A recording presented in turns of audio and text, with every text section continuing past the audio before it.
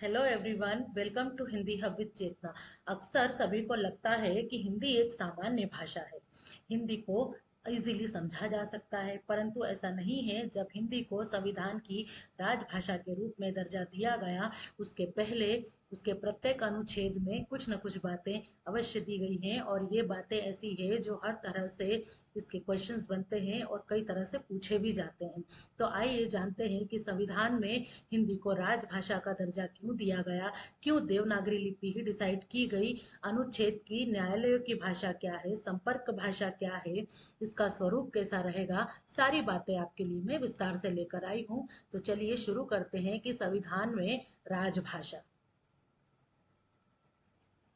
इसके अनुच्छेद 343 से 351 में क्या कहा गया है। तो सबसे पहले अनुच्छेद 343 की तरफ हम चलें तो यह संघ की राजभाषा है, जिसकी लिपि देवनागरी मानी गई है।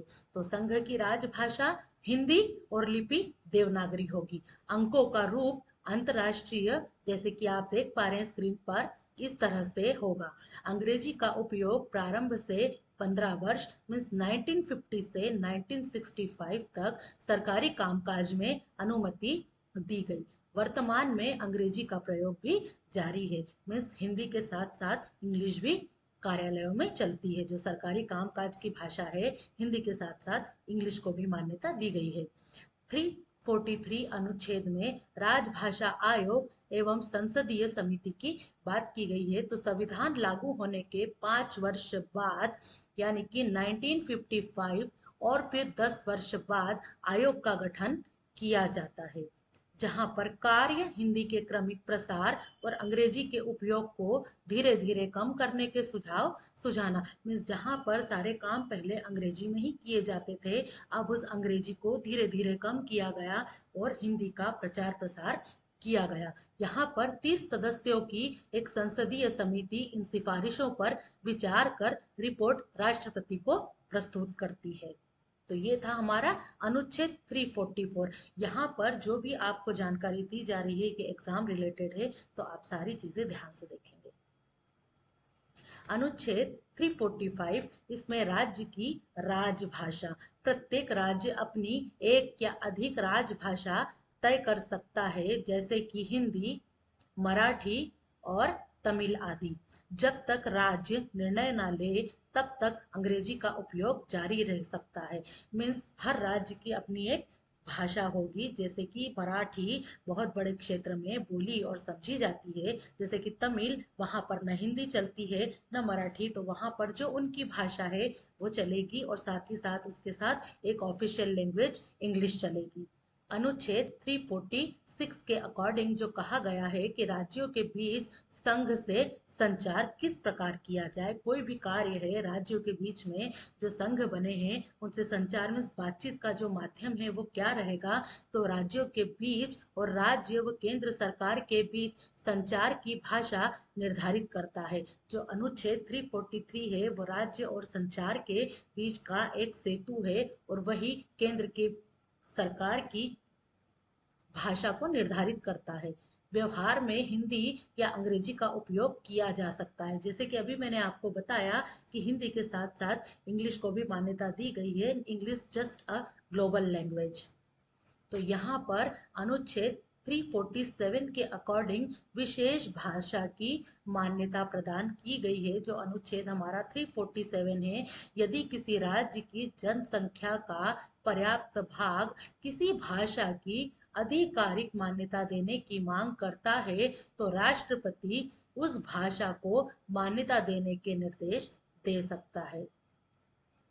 यहाँ पर कोई भी राज्य है जहाँ पर बहुत बड़ी जनसंख्या का एक ऐसा भाग है जो अपनी आधिकारिक भाषा बोलता है, और अगर वहाँ के आधिकारिक लोग जो है राष्ट्रपति से उस भाषा को राजभाषा बनाने का, मीन्स अपने क्षेत्र की, मैं फिर कह रही हूँ, हिंदी कभी भी राष्ट्रभाषा नहीं है, उसे केवल राजभाषा का दर्जा दिया गया है, परंतु राज्य के अकॉर्डिंग इस भाषा को चेंज करने के निर्देश दिए गए हैं। जैसे कि आप देख सकते हैं कि जो राज्य की जनसंख्या का पर्याप्त भाग किसी भाषा की आधिकारिक मान्यता देने की मांग करता है, तो राष्ट्रपति उस भाषा को मान्यता देने के निर्देश जारी कर सकता है। तो ये थी हमारी अनुच्छेद 347 की बात। अब जानते हैं अनुच्छेद 348 में क्या कहा गया है।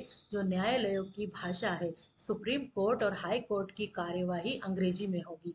अब जो भी सुप्रीम कोर्ट के काम है, हाई कोर्ट के काम है, उसकी कार्यवाही अंग्रेजी में होगी। विधेयक, अधिनियम, अध्यादेश, नियम, आदेश और आदि का प्रमाणिक पाठ अंग्रेजी में ही होगा। मिस कोई भी अधिनियम निकलता है, कोई भी विधेयक पास होता है, कोई नियम बनते हैं न्यायालय के अनुसार, तो वह भाषा भी अंग्रेजी रहेगी। राष्ट्रपति की अनुमति से किसी राज्य में हिंदी तथा अन्य भाषा का सीमित उपयोग संभव है। अनुच्छेद 349, भाषा से संबंधित कोई विधेयक संसद में प्रस्तुत करने के लिए राष्ट्रपति की पूर्व अनुमति आवश्यक है। मीन्स भाषा से संबंधित यदि संसद में कोई विधेयक प्रस्तुत करना होता है तो उस विधेयक को प्रस्तुत करने से पहले राष्ट्रपति की अनुमति लेना आवश्यक होती है। अब हम पढ़ते हैं अनुच्छेद 350, अभ्यावेदन की भाषा।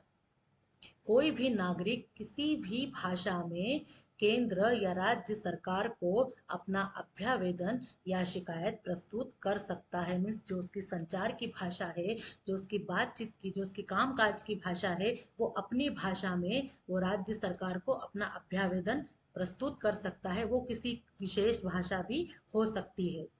अनुच्छेद 350 के अनुसार प्राथमिक शिक्षा में मातृभाषा बालकों के लिए बहुत ही आवश्यक है, क्योंकि राज्यों का कर्तव्य है कि वे भाषाई अल्पसंख्यक बच्चों को प्राथमिक स्तर पर उनकी मातृभाषा में ही शिक्षा उपलब्ध कराए। आजकल सभी स्कूलों में भी देखा जा रहा है कि जो बच्चों को प्राइमरी तक शिक्षा दी जाती है वो अपनी मातृभाषा में ही दी जाती है और दी जाना चाहिए, ऐसा 350 के अनुच्छेद में कहा गया है, क्योंकि प्राथमिक स्तर तक मातृभाषा ही पढ़ाई जाती है बच्चों को।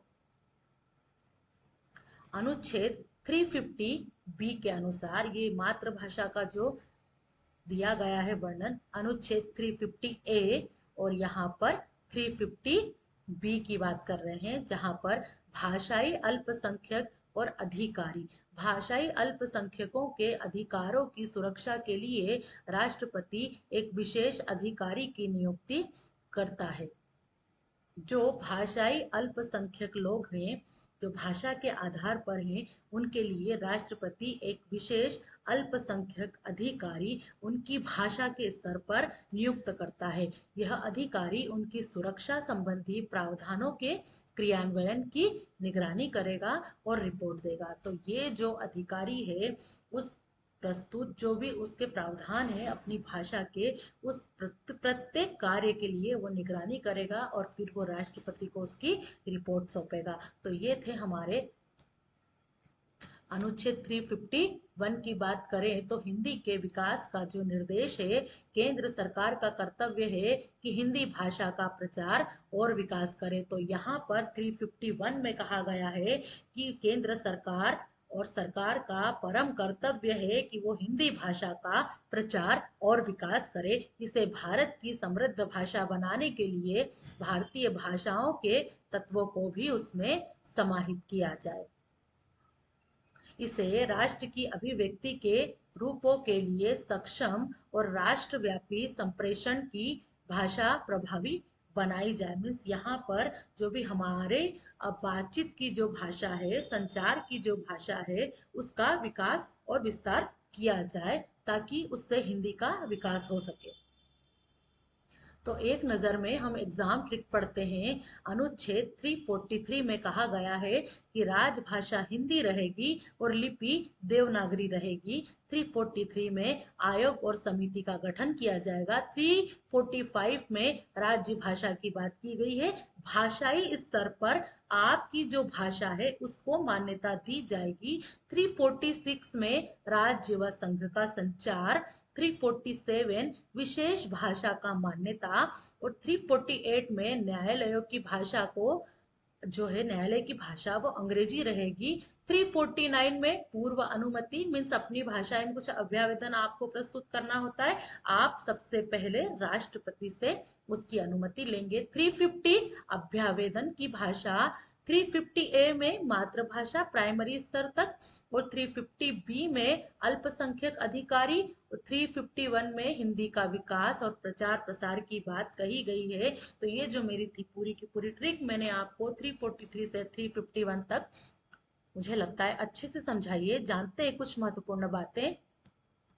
तो संविधान का लक्ष्य हिंदी का क्रमिक प्रसार करना और अंग्रेजी का सम्मान करना है। यहाँ पर कहा गया है कि संविधान का जो लक्ष्य है उसमें हिंदी का क्रमिक प्रसार करना और अंग्रेजी का सम्मान करना। राजभाषा नीति राज्य व राष्ट्रीय एकता दोनों को संतुलित करती है। तो जो राजभाषा की जो नीति है उसमें कहा गया है कि राज्य और राष्ट्रीय एकता दोनों को वो संतुलित रखती है। भाषाई विविधता की सुरक्षा और प्रोत्साहन भी संविधान का एक महत्वपूर्ण लक्ष्य है। तो ये था हमारा आज का एक महत्वपूर्ण टॉपिक, संविधान में राजभाषा का हिंदी का महत्व, और प्रत्येक अनुच्छेद को हमने विस्तार से जाना।